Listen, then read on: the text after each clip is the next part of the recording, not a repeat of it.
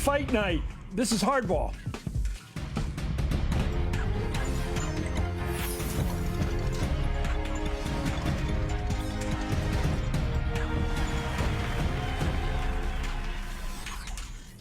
Good evening. I'm Chris Matthews in Washington, overlooking the U.S. Capitol. Tonight, the president must make an impossible argument that we can protect ourselves in this country from harm at home or entanglement abroad and still defeat our new and frightening enemy, ISIL, the Islamic State.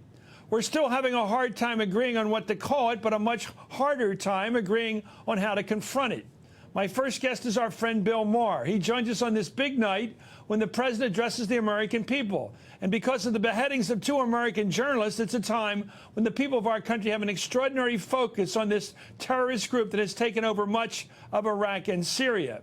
New polls show the American people want to go at the enemy with air power, but not on the ground with troops. But when has a war like that ever been won? Our people want to close off the possibility of the enemy hitting us here at home. But how is that possible if we refuse to go all out and destroy it? And what kind of a war is it that we focus most of our debate on the ways we refuse to fight it? As I said, I just spoke with Bill Maher.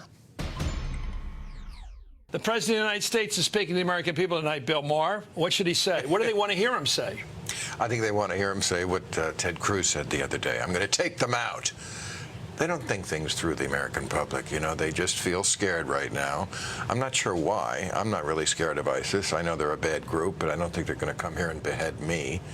But they saw 2 grisly videos, and I guess they think that's going to happen to them next. But that kind of tough talk seems to be what the American people want. They don't want to think it through into, well, what action should we take to back up the talk? I heard Chris Christie talking the other day about Vladimir Putin, and he seemed befuddled by the question and what was going on there in Ukraine. But he said something like, well, if I was president, he wouldn't have tried that with me. Why? Because you're fat? What does that mean? He wouldn't have tried it with you. What would you have done? Are you saying that you would have threatened him with nuclear war? Obama's made this point himself often, that the Republicans seem to want more out of him, but then when he says, well, what? Should we set boots on the ground? No, not exactly that. Well, what is it? Because I'm doing it. I'm already bombing them. What should I do? Talk more like John Wayne is what they want. Talk more like Arnold Schwarzenegger. Talk more like Reagan. We win, they lose. Yeah, but the problem is the American people, and we're looking at all the polling, Bill, and it shows, as you said, that people want to get rid of ISIS. They want to get no casualties at home, certainly no homeland casualties. They don't want to have any casualties in the field. They don't want to have any troops in the field, but they want to beat them.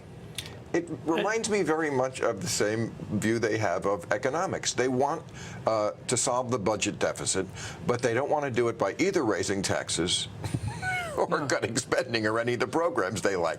They want magic.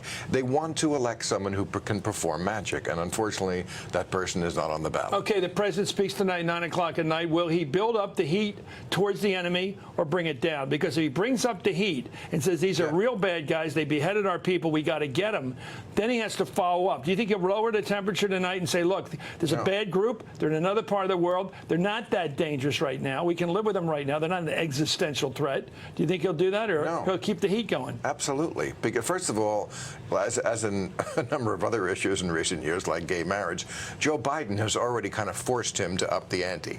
You know, he gave the cri de guerre this week already. Very good, Chris. I didn't know you were bilingual like that, but yes, we'll follow them to the gates of hell. Yeah.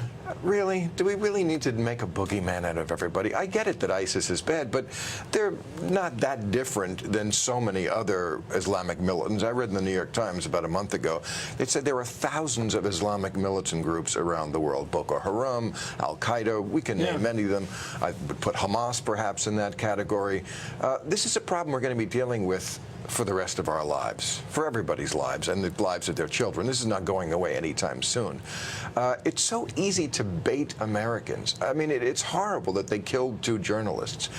But when you think about it, it's the fact that most Americans, like something like 94% of Americans, are aware of that. They saw that or heard about it. Biggest news event in 5 years. Is that what it was? The way we've determined it in our polling. Okay. So it seems to be we just lurch from one emotional response to the next. And that's not really a way to conduct foreign policy. And on these matters, I mean, whatever Obama says tonight, what assures me makes me feel assured is that he's a calm guy. Yes. He doesn't do things rashly. He may throw them a little red meat, but I don't think he's going to do anything that that a president shouldn't do in this situation. Well, let's talk about what he's probably going to do based on the leaks already today. He's going to do something on air power, something in terms of airstrikes, drone strikes, I suppose, against ISIS in Syria as well as in Iraq. But when it comes to defeating ISIS, the Iraqis don't want anybody else in their country but them. They don't want our ground troops back in. Syria obviously doesn't want us in there. Who is actually going to? You can't count on the Jordanians to bring an army in. They won't cross the border.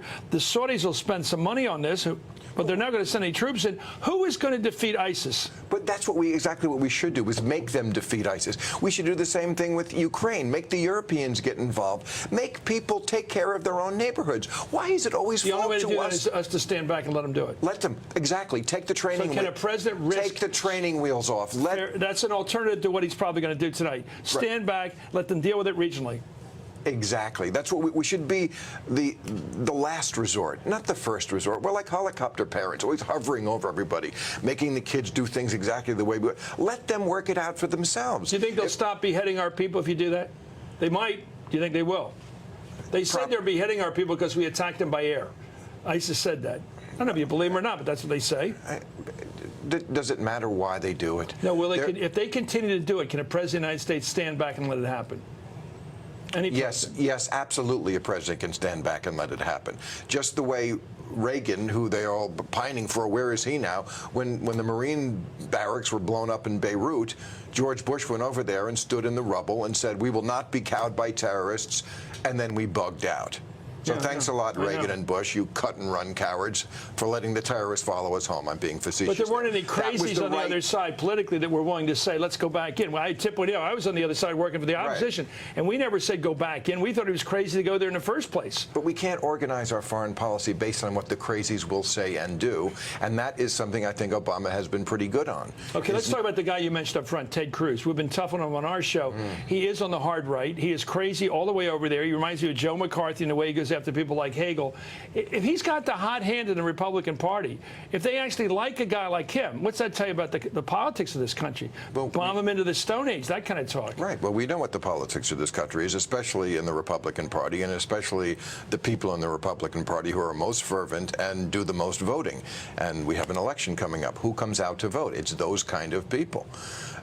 And you're right, Ted Cruz, I always say this, Ted Cruz is the worst. No matter who you bring up in the Republican Party, he is the worst because he's not stupid. He knows exactly what he's doing. I don't think he believes half the things he says. I think he runs it by his staff. Is this stupid enough? Is this really stupid, or is this just somewhat stupid? Because I want to get the stupid people out there. I'm thinking about the Pat Robertson mentality. The guy goes to Yale Law School, and he's the guy selling this stuff. Could be a scam? Well, Pat Robertson actually once in a while says something smart, like we should legalize pot. I've never heard Ted Cruz say anything smart.